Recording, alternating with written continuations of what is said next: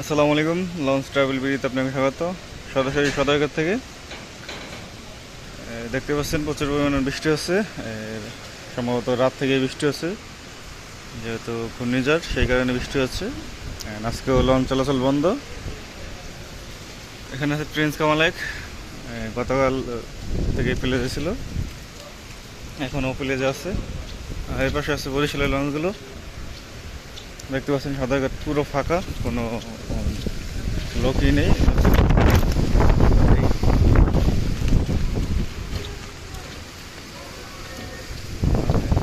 সদরঘাটে এই পরিমাণ বাতাস, অ্যান্ড অন্য অন্য জায়গায় কী পরিমাণ বাতাস বুঝতেই পারছেন।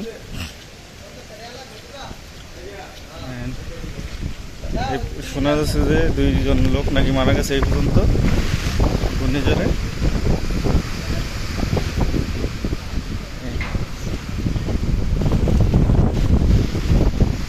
প্রচুর পরিমাণ বাতাস হচ্ছে। বৃষ্টির সংখ্যা একটু কম, কিন্তু বাতাস হচ্ছে প্রচুর পরিমাণ ঢাকাতে। ছাতা ঠিক মতো ধরে রাখা যাচ্ছে না। আজকেও লঞ্চ চলাচল বন্ধ। যদি লঞ্চ চলাচল শুরু হয় সবার আগে আমি আপনাদের জানিয়ে দেব, যেহেতু আমি সদরঘাটের আশেপাশেই থাকি। প্রতিদিন ইচ্ছা করলে 4-5 বার আসা যায় সদরঘাট।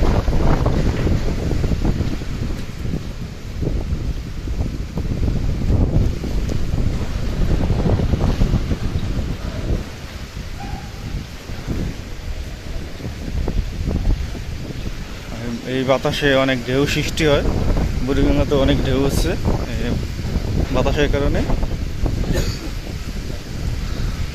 লঞ্চগুলো সব পোক্তভাবে প্লেস করে রাখছে, যাতে লড়াচড়া না করে বা পন্টনের যাতে ক্ষতি না হয়।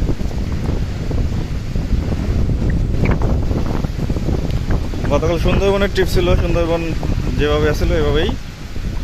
রাজংশ আসলো আরও মাঝখানে। তারপর সন্ধ্যাবেলা রাজংশকে মানবের সাথে আনা হয়েছে। বিভিন্ন গ্রুপে দেখা যাচ্ছে যে বারবার অনেকে পোস্ট করতেছে যে লঞ্চ চলাচল শুরু কিনা, এই 10 নম্বর সিগন্যালে কি লঞ্চ চলাচল শুরু থাকবে। এটা দেখতে পাচ্ছেন পুরো পন্টন খালি।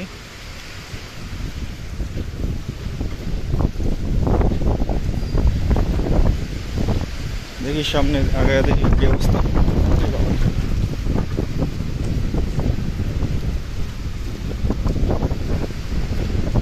অনেকদিন পর সেই লেভেলের আবহাওয়া, কিন্তু উপকূলে তো খবর হয়ে যাচ্ছে 10 নম্বর সিগন্যাল।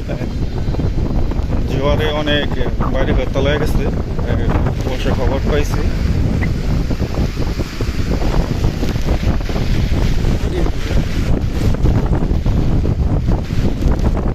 দেখতে পাচ্ছেন যে কি পরিমাণ বাতাস।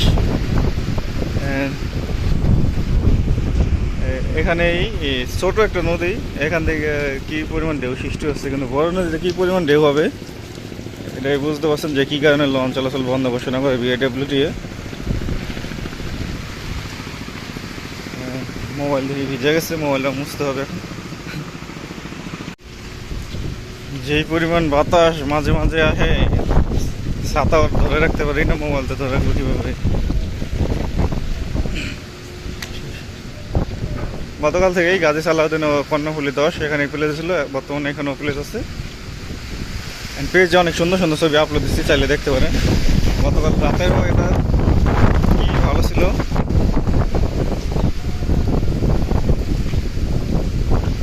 গতকাল লঞ্চ চলাচল দিলে বেশি একটা সুবিধা হতো না, কারণ উপকূলের অবস্থা খারাপ ছিল, কিন্তু ঢাকা সদরঘাটের অবস্থা অনেক ভালো ছিল, অনেক রোদ ছিল বিকাল পর্যন্ত। বিকালের পর থেকে একটু আবহাওয়াটা খারাপ হয়েছে। প্যান্টও ভিজে গেছে, গেঞ্জিও ভিজে গেছে।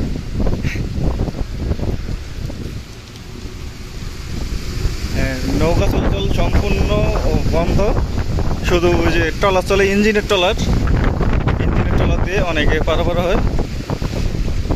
দেখতে পাচ্ছেন ইঞ্জিনের ট্রলার, ওগুলো বন্ধ করে দেখাও যায় না। তো ভিডিওটি এই পর্যন্তই। পুরোপুরি ভিজে গেছে, মোবাইলও ভিজে গেছে। এতক্ষণ সাথে থাকার জন্য অসংখ্য ধন্যবাদ। ভিডিও যদি ভালো লাগে অবশ্যই লাইক করুন, শেয়ার করুন, আর চ্যানেল নতুন থাকলে সাবস্ক্রাইব করবেন।